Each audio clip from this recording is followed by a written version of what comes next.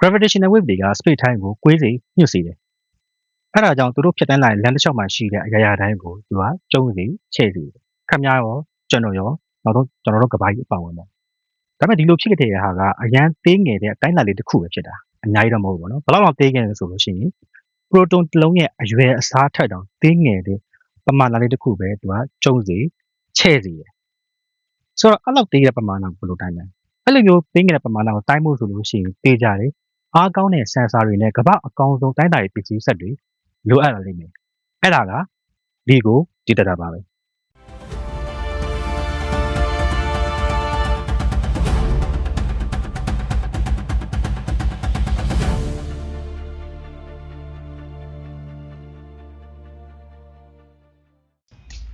မင်္ဂလာပါကျွန်တော်ဝေလင်းပါ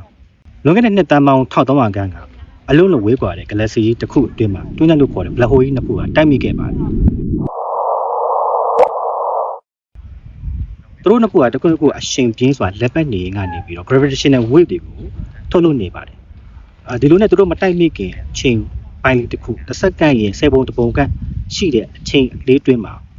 ကျွန်တော်တို့တည်ထားလို့များစัจ java အတွင်းမှာရှိတဲ့စွမ်းရည်တွေအားလုံးပေါင်းခြင်းရဲ့အစ90ခန်းပုံမပြင်းထန်တဲ့စွမ်းရည်တွေကိုအလင်းနှင်းနှုံနဲ့စัจ java အနှံ့ကိုပြတ်ထွက်သွားစေပါတယ်ဒီလိုနဲ့2015ခုနှစ်အရောက်မှာလီကိုဒီdata ကနေပြီးတော့ဖမ်းယူရရှိခဲ့ပြီးတော့ gravitational wave တွေတကယ်ရှိကြောင်းကိုသက်သေပြနိုင်ခဲ့ပါတယ်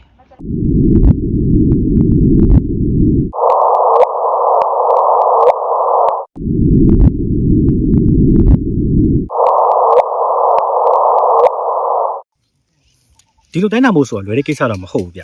အလုံးကိုအနုစိတ်တဲ့တိုင်းတာမှုတစ်ခုလောက်ရလိမ့်မယ်ပေါ့နော်ဘယ်လောက်တော့အနုစိတ်မလဲဆိုလို့ရှိရင်ကျွန်တော်တို့အခုကဘာနေပြီးတော့အနည်းဆုံးကျယ်ဖြစ်တဲ့ alpha century ကိုတိုင်းပြီးလို့ရှိရင်အဲ့တိုင်းနဲ့ကွာဟာကြမှာလူစံချိန်ပြင်တပင်လောက်အပြောင်းလဲဖြစ်သွားတာကိုတိုင်းလာရတယ်လို့ပဲပေါ့နော်အဲ့လိုမျိုးလုပ်ဖို့အတွက်ဆိုလို့ရှိရင်လီကိုမှာ4ကီလိုမီတာရှိတဲ့လှိုင်ကောင်းနှစ်ခုကိုအလွန်အားပြင်းတဲ့လေဆာနဲ့ပစ်ထားပြီးတော့ပြန်လာတဲ့အလင်းတန်းကိုလင်းတိုင်းရဲ့ကွာဟာချက်အကွာဝေးကိုသူကကြည့်ပြီးတော့တိုင်းတာတာပေါ့နော်ဒါပေမဲ့ဒီကိစ္စမှာလည်းလွယ်တဲ့ကိစ္စတော့မဟုတ်ဘူးအဲ့မှာပြောင်းလဲမှုကဘယ်လောက်တောင်မှနည်းလဲဆိုလို့ရှိရင်တဲ့10 to the power -18 မီတာလောက်ထိကိုပြောင်းလဲမှုကအဲ့လောက်ထိတော့ပြောလို့ရှိရင်အသေးစိတ်တယ်ပေါ့နော်အဲ့လောက်ထိတော့နူးညံ့လုံအောင်ကြည့်တယ်တဲ့ဆိုတော့အဲ့ဒါမျက်စိနဲ့မြင်အောင်ပြောလို့ရှိရင်ကျွန်တော် proton တစ်လုံးရဲ့အရွယ်အစားတော့တော်တော်သေးနေပြီအဲ့ proton တစ်လုံးရဲ့အရွယ်အစားကြီး1000ပုံတစ်ပုံလောက်ထိပဲသူကပြောင်းလဲမှုဖြစ်တယ်ဆိုတော့အရန်ကိုအနုစိတ်တဲ့ပြောင်းလဲမှုရှိတယ်ဒါလောက်အနုစိတ်တဲ့ပြောင်းလဲမှုကိုတိုင်းတာတယ်ဆိုလို့ရှိရင်အနားမှာကျွန်တော်ကားတွေဖြတ်သွားတာလို့မိုးချိုးပစ်တာလို့နောက်ကလေးထုတ်တာလို့ဒါမျိုးတွေရောဒါမျိုးတွေကြောင့်တော့ဒီလိုမျိုးနောက်ဆက်တွေကိုကျွန်တော်လှိုင်းနောက်ဆက်တွေမဖြစ်စေဘူးလားဆိုတော့โอเคဒီအတွက်နောက်အဖြစ်တစ်ခုကတော့သူကအဲ့လီကိုမှာတုံးထားတယ်မှန်ကကဘာမှာလုံးဝအချောမွေ့ဆိုအပြောင်မွေ့ဆုံးဆိုပြီးတော့တေချာကိုသူဖန်တီးထားတယ်မှန်ကိုသူကတုံးထားတယ်အဲ့ဒီမှန်ကဘယ်လောက်အရွယ်စားရှိလဲဆိုတော့40ကီလိုဂရမ်ရှိတယ်သူ့ကိုဒီကဘာမြေရဲ့တုံခါမှုပေါ့နော်ခုနကလိုမလိုအပ်တဲ့အားတွေရဲ့တုံခါမှုကနေရော့အောင်ဆိုပြီးတော့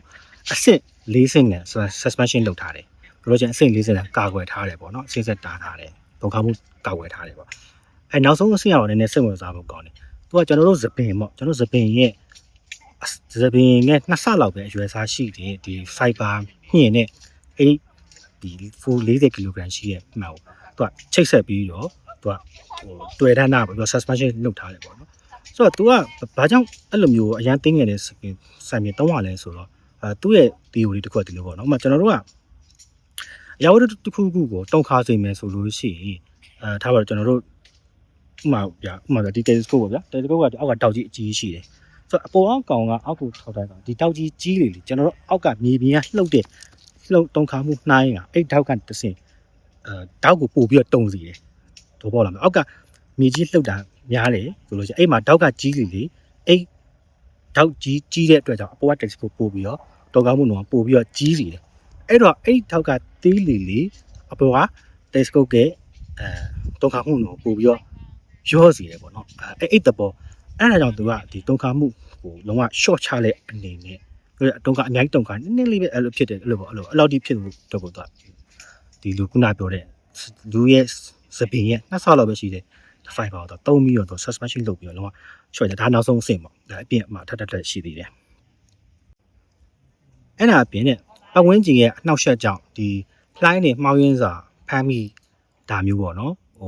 မဖြစ်အောင်ပြောလို့ချင်းတေးကြအောင်ဆိုပြီးတော့ဒီ Lego detector နှစ်ခုကိုတစ်ခုနဲ့တစ်ခုလည်းသူအဝေးမှာထားတာတယ်ဆိုတော့တစ်ခုတိုင်းတာရမိယုံနဲ့ဒါမဟုတ်ဘူးပေါ့နော်နှစ်ခုလုံးတိုင်းတာရမှာဒါတေးကြတယ်ဆိုတဲ့ခါအဲ့လိုမျိုးအတီးပြချက်ရအောင်တစ်ခုကအဝေးမှာထားတယ်နောက်တစ်ခုကလေဆာLego မှာသုံးထားတဲ့လေဆာက1 megawatt ရှိတဲ့လေဆာကိုအသုံးပြုထားတယ်ဒါတော်တော်များတယ်ပေါ့နော်ဒါအင်ဂျီ1000လောက်ကိုမီးပေးလို့ရတဲ့စွမ်းရည်ကိုသူကတခါတည်းနဲ့တော့သုံးပေးနိုင်တယ်ပေါ့ဆိုတော့တော်တော်ပြင်းတဲ့ဒါလေဆာပေါ့နောက်တစ်ခုကလေဆာဆိုတာလည်းဒါပြောလို့ရှိရင် wave ပဲဆိုတော့ကျွန်တော်ကတိကျပြီးတော့အသေးစိတ်တဲ့အရာတစ်ခုကိုတိုင်းမယ်ဆိုလို့ရှိရင်တေချာတော့ကိုတိုင်းမဲ့ပေတန်းကလည်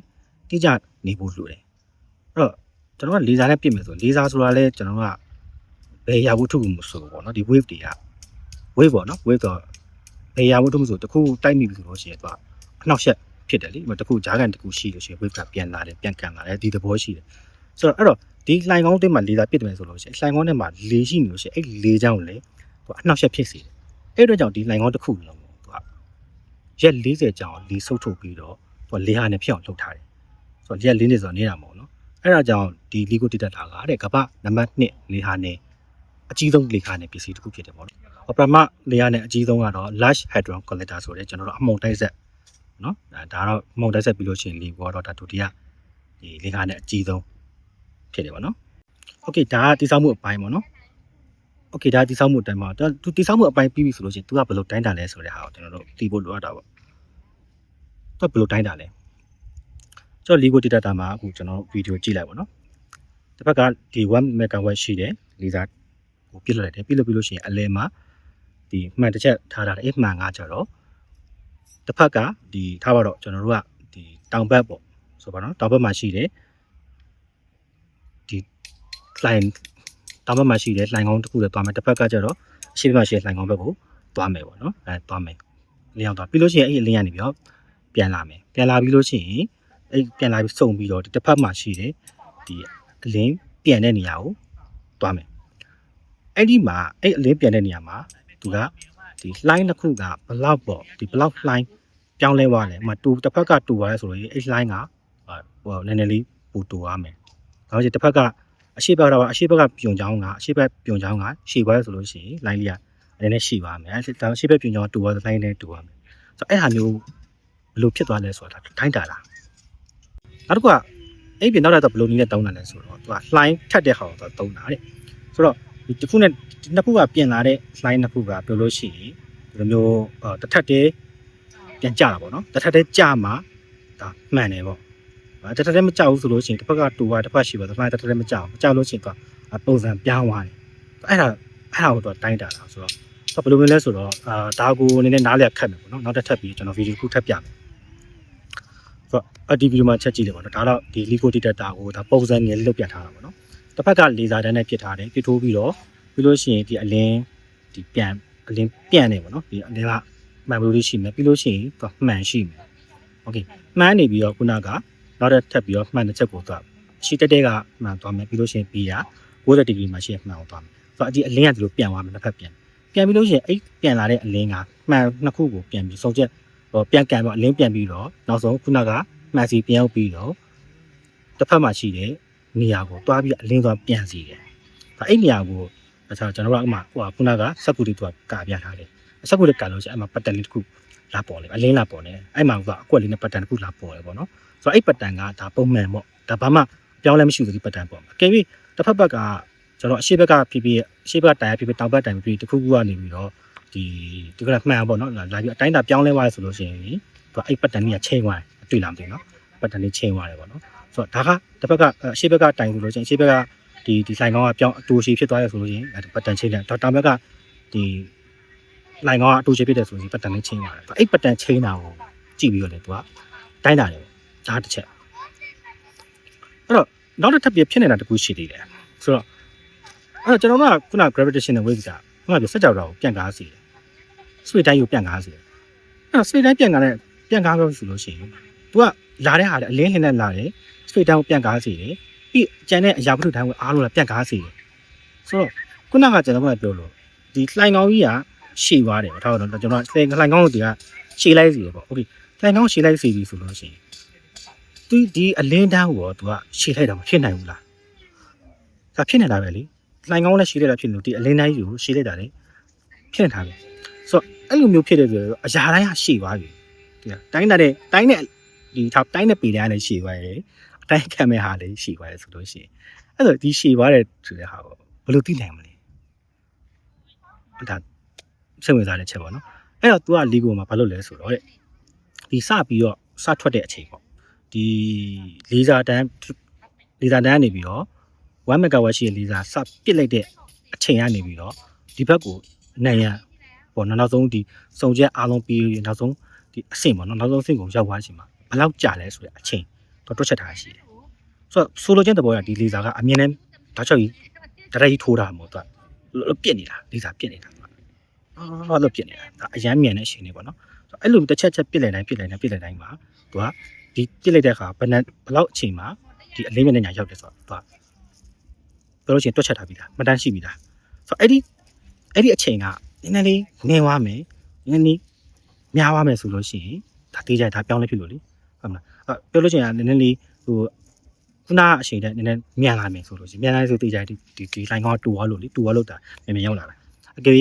နည်းနည်းကြာသွားမယ်ဆိုလို့ရှိရင်တေးကြလိုင်းကောင်းရှိသွားလို့သူကဒီနန်းနဲ့သူကဒီ gravitational wave ကိုတိုင်းတာတယ်အဲ့ပြင်သူကဒီတစ်ခုတည်းမဟုတ်ဘဲနဲ့ခုနကအမေရိကန်မှာဆိုလို့ရှိရင်အခုအမေရိကန်မှာဆိုနှလုံးရှိပေါ့နှလုံးလုံးကဒီအချက်လက်ကိုအဲ့2015ဝါဆိုတော့ပြခဲ့တယ်နှလုံးလုံးကဒီအချက်လက်ကိုအတူတူပဲပြခဲ့တဲ့အတွက်ဒါကသူကအတည်ပြုခဲ့တယ်ပေါ့နော်ဒါ gravitational wave တွေရခဲ့တယ်ဆိုတော့အတည်ပြုခဲ့တယ်